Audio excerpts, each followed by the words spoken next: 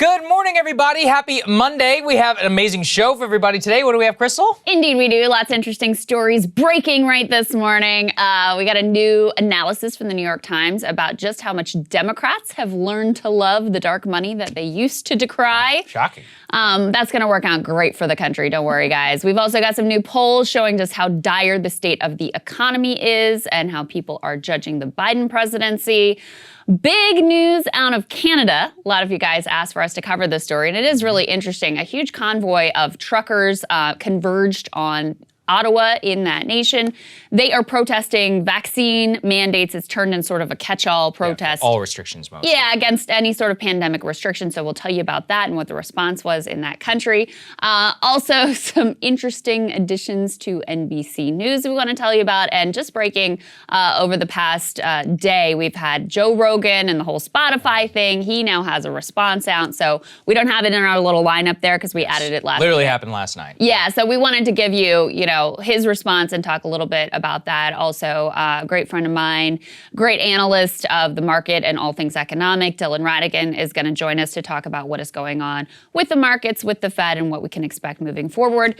But we wanted to start with the very latest with regards to Ukraine. Yes, so this is the most underrated story in terms of what is dominating cable, but is arguably the most important for all of our daily lives, geopolitics, actual war, and all of that. And as we kept saying during last week's show, keep listening to what the Ukrainians are saying, because the current hot rhetoric is coming from Washington, not Brussels, not Berlin, not Paris, and especially not Kiev. Well, this is what's been happening over the weekend. Let's put this up there on the screen. So the Pentagon is claiming, per the New York Times, that Russia is positioned to fully invade all of Ukraine.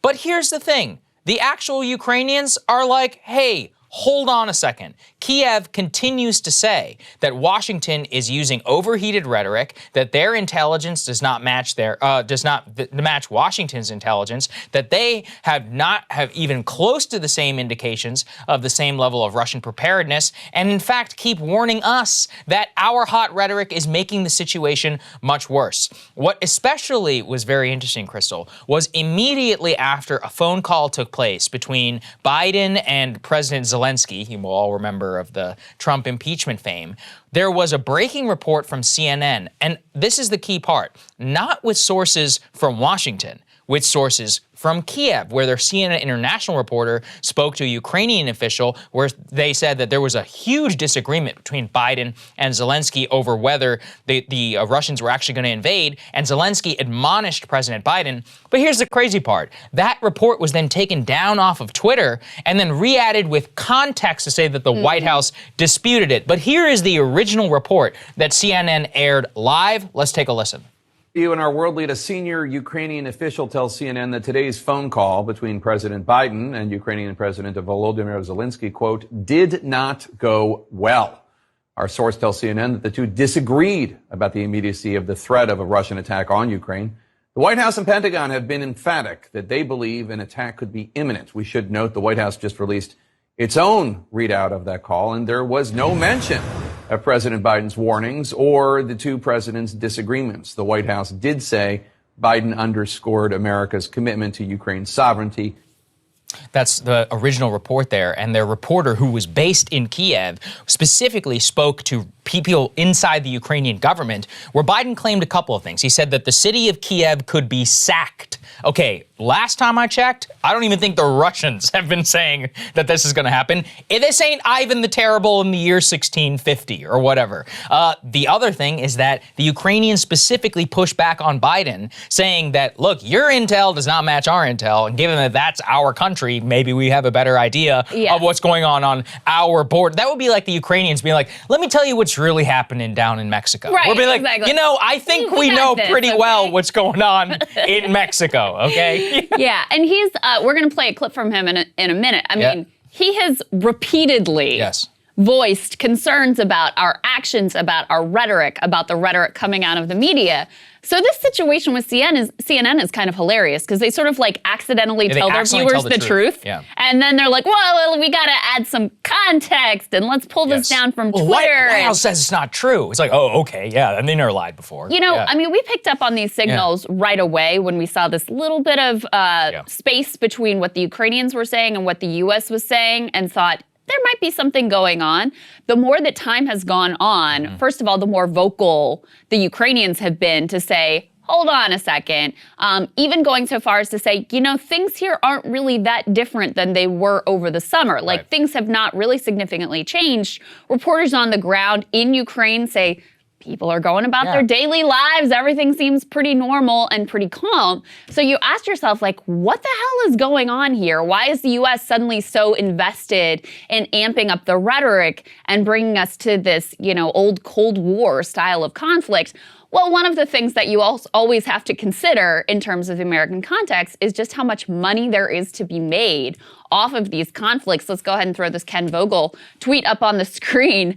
You've got Raytheon's CEO and other military-industrial complex CEOs just outright talking about how much money there is to be made over these types of conflicts, including specifically the conflict in Ukraine. They say all of these things are putting pressure on some of the defense spending over there. I fully expect we're going to see some benefit. This was a great piece from Responsible Statecraft that tracked what these CEOs are actually telling their investors about how great these conflicts ultimately are for their bottom line. And oh, by the way, you know, we just got out of Afghanistan. Of course, there's a disastrous crisis happening there that we want to cover more as well, with famine and potentially 1 million children starving. But we get out of one conflict and they got to look for somewhere else where they're going to make a buck and continue to generate those fat profit margins that they've come to expect. Looking at the defense spending bill, predicting that it's just going to continue to go up and up and up into the future. And of course, they are the ones who stand to benefit. Something like 50% of our defense spending goes to these types of goals. Then you look at who the media is sponsored by. Let's put this next element up on the screen. Look at Politico. I mean, they are this is the classic, craziest one. Classic example here. You've got an article here that quotes Jen Psaki saying Russia could at any point launch an attack in Ukraine. Right below it, powered by Lockheed Martin. There was another article, same deal, same outlet, Politico, that said, like, the argument for why the U.S. should rattle Putin's cage. Same deal. I think that one was also brought to you by Lockheed Martin or one of the other military-industrial complex schools. So you have to remember, these groups of people are directly intertwined. Oftentimes, the people they're bringing on their airwaves as supposedly neutral actors have financial interests at stake in these conflicts. They are getting, you know, directly from people who have interest. They're the sources for these stories that they're putting out there.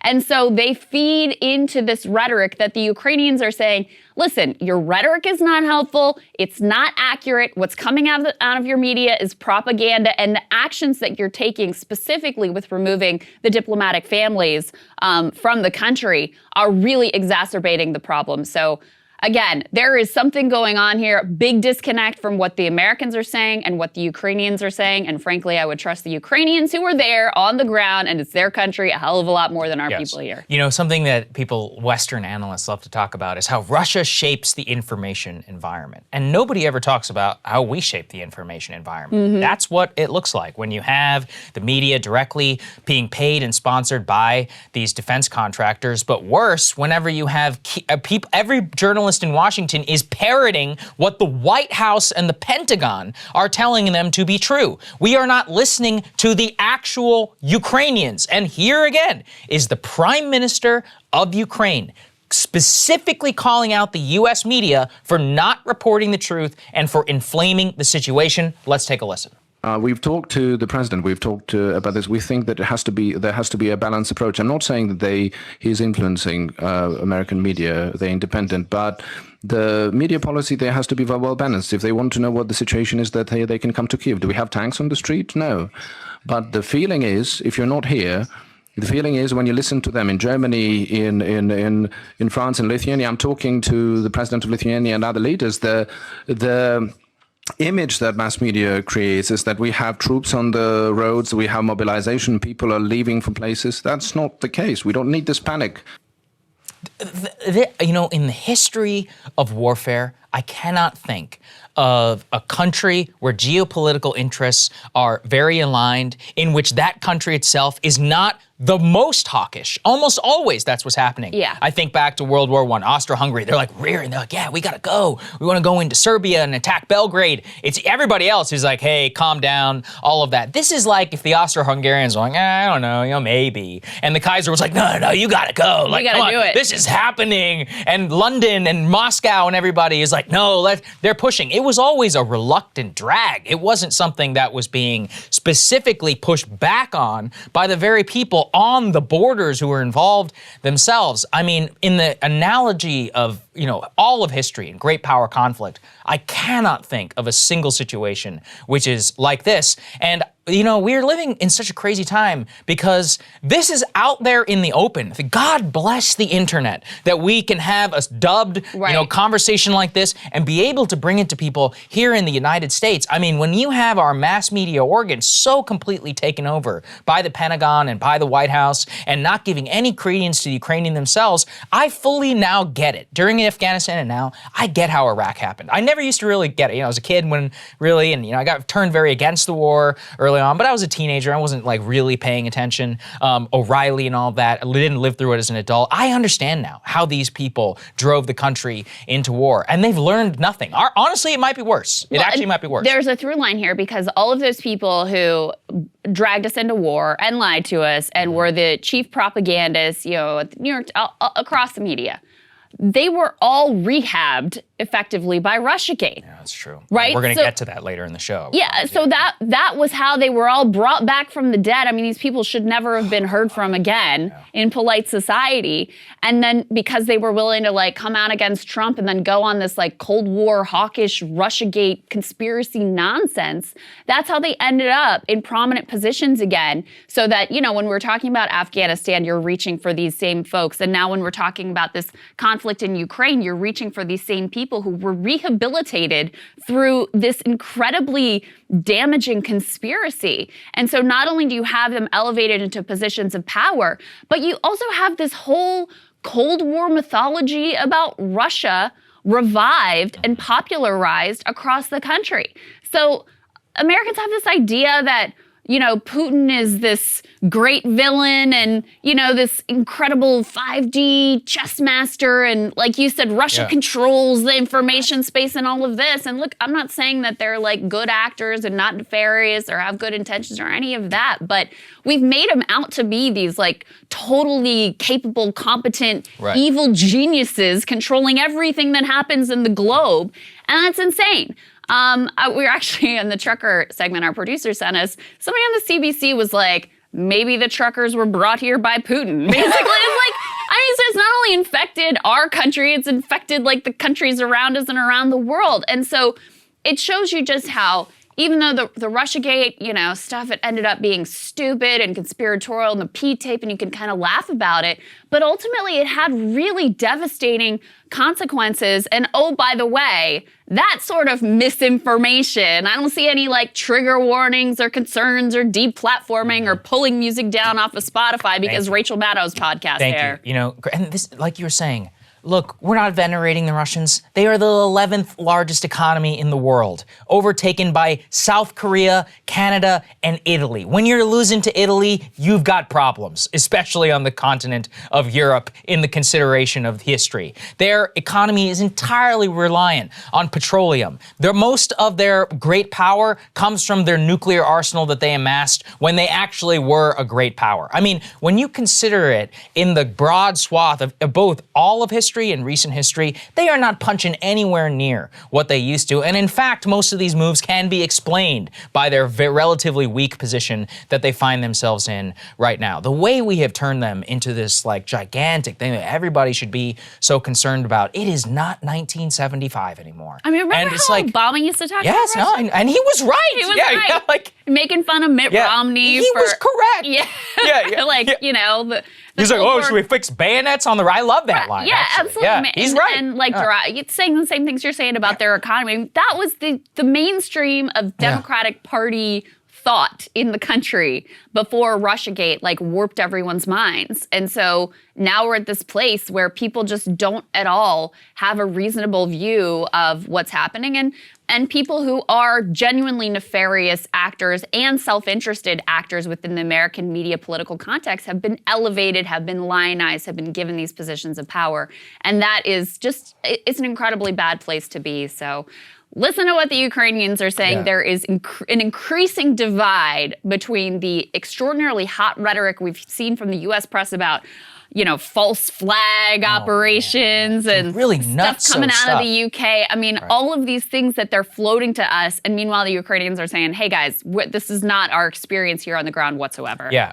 All of these people who are holding I stand with Ukraine signs actually listen to the Ukrainians. You know who I stand with? The actual Ukrainians who are like, hey, chill the F out, Washington. All right. Thank you, President Zelensky. I'm with you on this one. Hey guys, thanks so much for watching. That's right. Just as a reminder, you can become a premium subscriber today. Watch the full show completely uncut, our reactions to each other's monologues. You get to listen to it. You get to ask us questions, all that good stuff. Link is right there in the description or at breakingpoints.com. Best of all, great way to say screw you to the mainstream media.